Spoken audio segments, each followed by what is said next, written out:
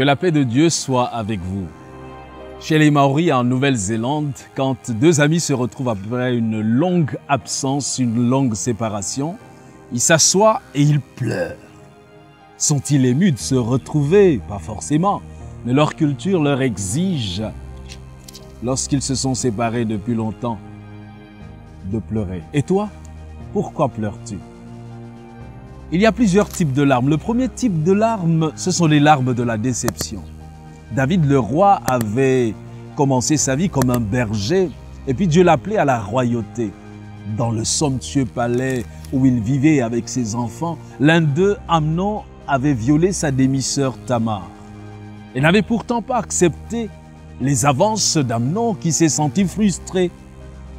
Elle l'a servi pour obéir au roi et résolu à obtenir ce qu'il voulait. Amnon n'était pas prêt à écouter les sages conseils de Tamar, sa sœur. Il est allé jusqu'au bout de ses plans et il l'a violée. Comme toute femme ayant été violée ou maltraitée, Tamar s'est certainement sentie en colère, humiliée et salie.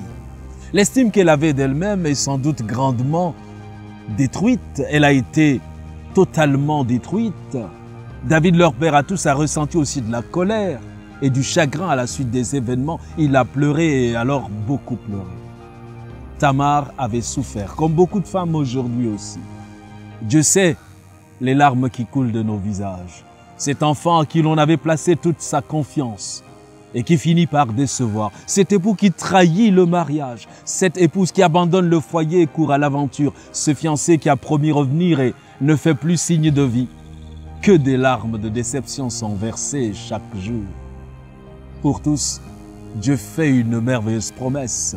Il essuiera toute larme de nos yeux. Qu'en est-il des larmes du profond désir? C'est le deuxième type de larmes. Ce sont les larmes d'Anne, la première épouse d'Elkana. Elle avait forcément eu une coépouse qui s'appelait Pénina. Oui, cette dernière lui rendait la vie amère parce qu'elle était stérile. Ce n'était pas facile pour elle. Anne avait pleuré à la maison, mais cela ne suffisait pas. Elle s'est rendue au temple et là, devant Dieu, elle a répandu son âme. Elle a versé ses larmes, non pas des larmes de haine contre sa coépouse, mais des larmes d'un profond désir, d'un soupir inexprimable par celle qui n'est jamais passée par ce genre de situation. Ces larmes ne sont pas tombées au sol, elles sont montées au trône de Dieu, le Dieu vivant. Et quelque temps après, Anne a porté un enfant qu'elle a nommé Samuel, un des plus grands prophètes. Alors elle peut chanter. Et toi, pourquoi pleures-tu? Ton mariage est-il en train de basculer? Ton avenir semble-t-il flou à la vue de tes échecs répétés?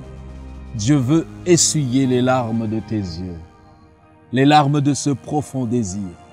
Les recours des féticheurs, le recours aux féticheurs, aux voyants ne vont que te mettre en difficulté, t'enfoncer davantage. Lève les yeux et regarde à Dieu. Il essuiera toute larme de tes yeux.